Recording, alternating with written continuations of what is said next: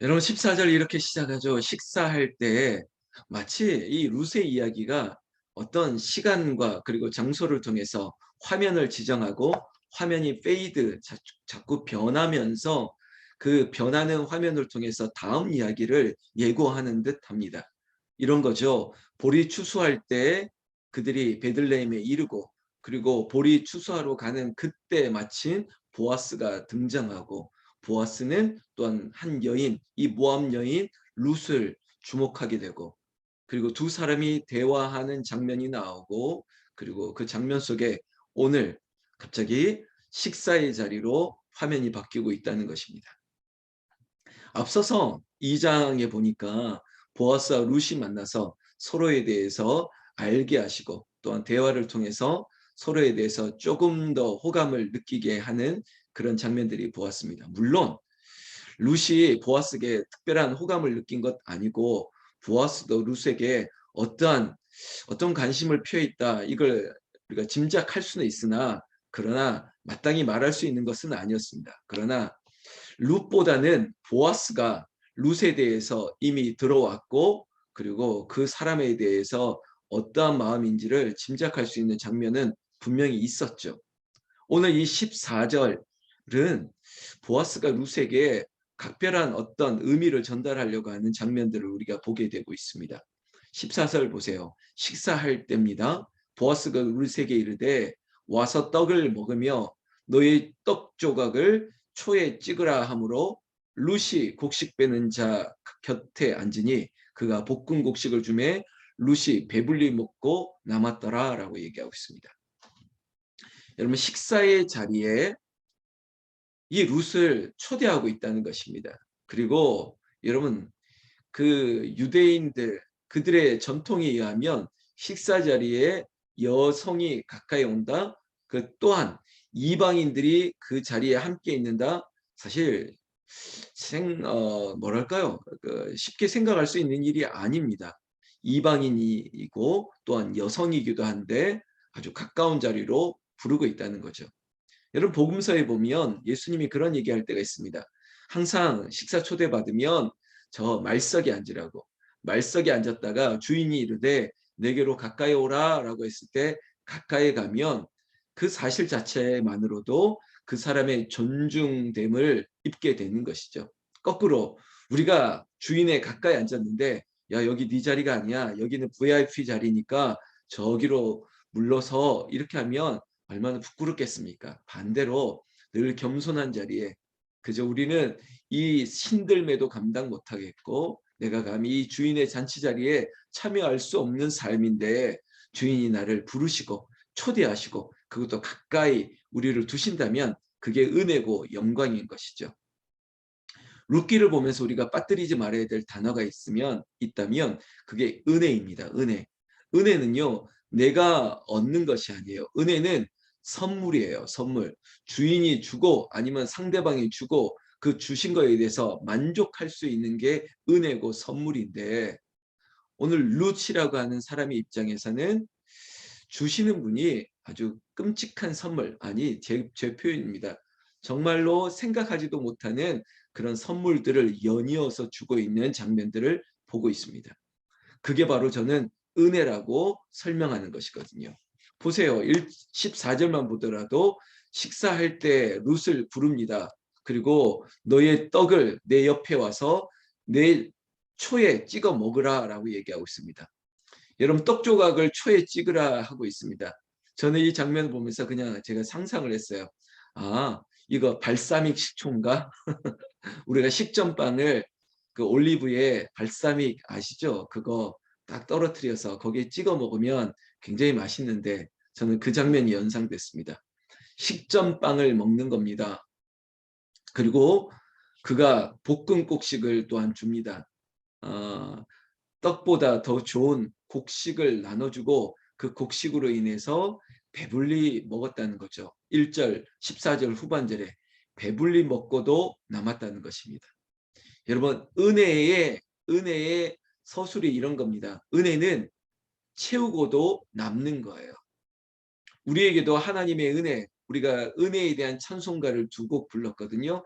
지금까지 지내온 것도 은혜, 그 크신 하나님의 은혜, 하나님의 은혜로 여기까지 지내온 것, 이 모든 것들이 은혜인데, 은혜는 항상 우리가 바라는 것들보다 항상 풍성했고 풍성한 걸 뛰어넘어서 남았다는 것입니다.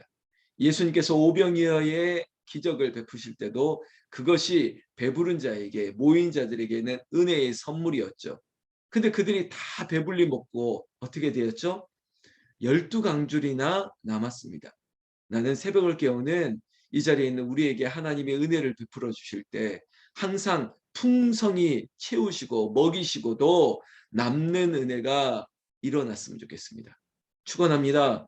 이 예배를 드리는 사랑하는 성도들, 그 이름 위에 풍성한 은혜, 은혜 위에 넘치는 은혜, 남는 은혜가 여러분들에게 넘치기를 예수님의 이름으로 축원합니다.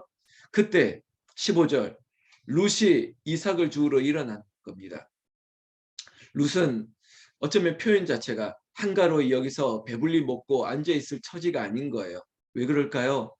집에 남아있는 어머니 생각이 나는 거죠. 시어머니, 이 나오미 생각이 나서 빨리 일을 마치고 집으로 돌아가서 어머니 챙기고 싶은, 수발하고 싶은 마음이 들었죠. 어제도 그런 표현했지만 참 룻이 이방 여인이었을 뿐 사람이 너무 좋은 사람이에요. 그냥 마음, 심성 자체가 착한 사람이에요. 여러분, 예수 안 믿는다고 나쁜 거 아닙니다. 오히려 예수 안 믿는 사람 중에 선한 사람들 많아요. 거꾸로 나 같은 악한 사람이 예수 안 믿으면 큰일 날 것 같아서 하나님이 일찌감치 불러주신 거예요. 우리는 이렇게 늘 생각해야지, 우리 안에 내가 선하고 밖에 있는 사람은 악하다고 하는 구조를 가진다면 잘못된 거예요. 단지 아직까지 하나님을 모르는 것이고 하나님의 계획과 작정을 우리는 모를 뿐이지. 그래서 우리는 초대해야 돼요. 행복으로의 초대. 여러분, 한 영혼 구원하는 일에 우리는 선한 일을 베풀고 우리도 선대를 베풀고 우리도 초대하고 뭐 이런 일들을 우리가 하는 것이죠. 룻 보세요. 너무 착한 여인입니다. 어머니 생각하고 이 배부리 먹는 이 잔치자리에서 그냥 한가로이 있을 수 없는 거예요. 일어나 곡식배로 가겠다는 것입니다. 그때 보아스가 룻을 주목하고 있었던 거죠. 이렇게 얘기합니다. 소년들에게 명령하여 이르되 그에게 곡식단 사이에서 죽게 하고 책망하지 말며 또 그를 위하여 곡식다발에서 조금씩 뽑아 버려서 그에게 죽게 하고 꾸짖지 말라 하니라. 여러분, 말 그대로 이건 작전을 짜는 거 아닙니까? 무슨 작전입니까? 선한 작전이에요. 자, 룻이 일어나서 마치 곡식을 이렇게 주우러 가는데 의도된 일이지 않습니까? 자, 일부러 곡식을 흘리라는 거예요. 주워갈 수 있도록 일부러 흘리라는 거죠. 새벌교회 오는 성도 여러분, 우리가 선을 베풀 때 넉넉히 베푸세요. 그리고 저 사람에게는 넘치는 은혜를 베풀 수 있는 마음만 있다면, 아니 우리에게는 적은 것이라 할지라도 그에게는 아주 큰 것일 수 있죠. 마치 이런 거예요. 아이들에게 무슨 선물을 주면 아이들은 너무 크게 받는 거죠. 실제적으로 우리의 경제적인 수준이나 우리가 살고 있는 이 수준을 가지고 예를 들어서 저기 아프리카에 있는 어떤 부족에게 우리에게는 적은 건데 그들에게는 한 달의 생활일 수도 있거든요. 그래서 우리 교회 어떤 기관에서는 기아대책이라고 하는 컴패션이라고 하는 NGO 단체를 통해서 매월 생활비를 후원하는 그런 일들이 있거든요. 한 달 3만 원이면 예를 들어서 그들에게는 한 달 생활비까지 되거든요. 우리가 만약에 한 끼를 안 먹으면 그들은 일주일을 먹을 수 있는 분량이 되기 때문에 우리의 마음 자체가 은혜를 베풀 때는 그저 내가 별거 아니다라고 생각하지 마시고 그저 상대방이 받을 때 하나님, 이 사람에게 큰 도움이, 분명히 의미 있는 도움이 되기를 원합니다. 그런 마음으로 선대를 해야겠죠. 자, 오늘 보아스는 룻을 생각할 뿐만 아니라 룻의 그 마음까지도 생각하고, 그래 이거 주울 때도 이런 뜻밖의 은혜가 있구나라는 것을 느끼게 해주는 보아스의 마음을 또한 우리는 보고 있습니다. 17절, 그랬더니 보세요. 룻이 밭에서 저녁까지 죽고 그 죽은 것들을 떠니까 보리가 한 에바쯤 되었더라라고 얘기하고 있습니다. 밤새 밤늦도록 일하는 거예요. 아침 일찍 나와서 밤늦도록 일했습니다. 여러분 한 에바라고 얘기하는데 여러분 가지고 있는 매일 성경에도 참고가 되어 있는데 한 에바라고 하는 것은 리터로 얘기하면 쉽게 우리가 1리터 생수 22개 정도 되는 겁니다. 우리가 가끔 이렇게 뭐죠?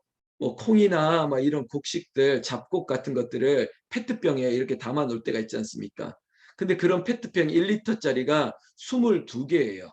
하루 만에 22개를 모았다면 꽤 많이 모은 거죠. 그만큼 곡식 떨 때 일부러 많이 흘리고 그것을 죽게 만들었는데 그것을 한 에바쯤이라 그 정도 이 1리터짜리 22병 정도를 모을 정도면 상당한 분량인 거 아니겠습니까? 이걸 가지고 집으로 갔더니 시어머니가 보고 놀란 거예요. 그걸 가지고 배불리 먹고 남았다. 시어머니에게 드렸다. 시어머니가 도대체 이걸 어디서 주워왔느냐 놀라지 않습니까? 살림하다 보면 알잖아요. 이게 이 정도 얻을 수 있는 게 아닌데 나도 왕년에 일해봤는데 하루 온종일 일해도 이렇게 얻기 힘든데 이 정도 가져왔다? 놀랐죠. 그래서 묻는 거예요. 어디에서 이런 걸 가져왔느냐? 보아스 밭에서 일하다가 보아스 만났고 이러한 일이 있었다. 뭐 이런 얘기를 지금 루시 어머니, 시어머니에게 쭉 얘기합니다. 그런데 시어머니의 관심은 그 사람이 누구냐는 거예요. 그 사람이 누구냐고.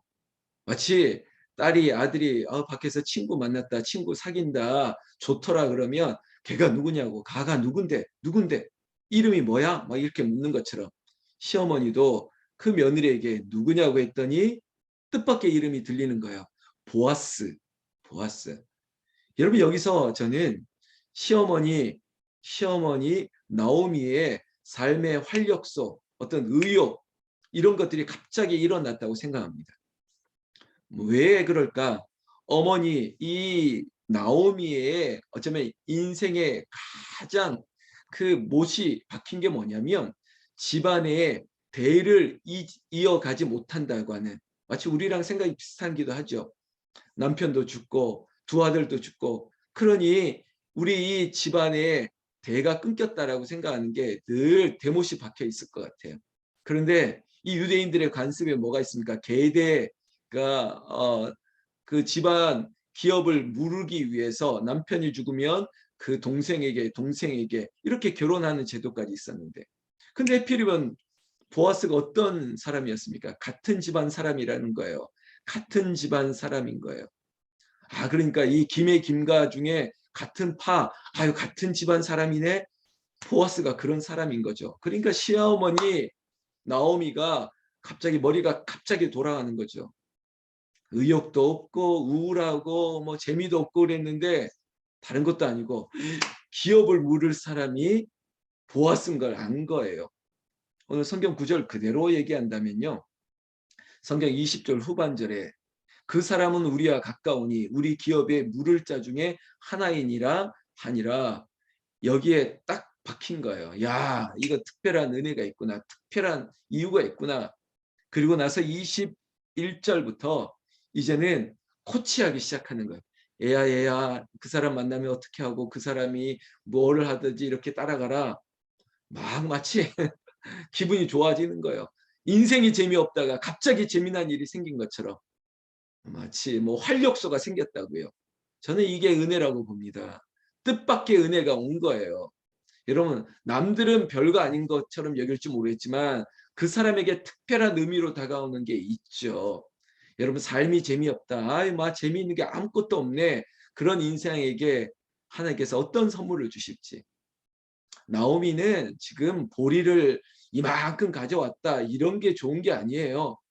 기업 물을 자 중에 한 사람을 만났다는 것. 가만 보니까 앞으로 좋은 일이 우리 엄마들이 그 김칫국부터 마실 때가 있지 않습니까? 걔 누구 만났다 그러면 야, 걔가 어떤 집안 사람이냐고 앞으로 어떻게 될 거냐고 벌써부터 저 식장에 들어가고 막 이런 얘기까지 벌써 생각하는 것처럼. 근데 이런 게 저는 좋다는 거예요. 우리 엄마가, 우리 아버지가, 우리 시어머니가 지금 뭔가 의욕을 확 일으키고 있다는 거죠. 이런 거예요. 은혜는 내가 살고 모두를 살리는 것입니다.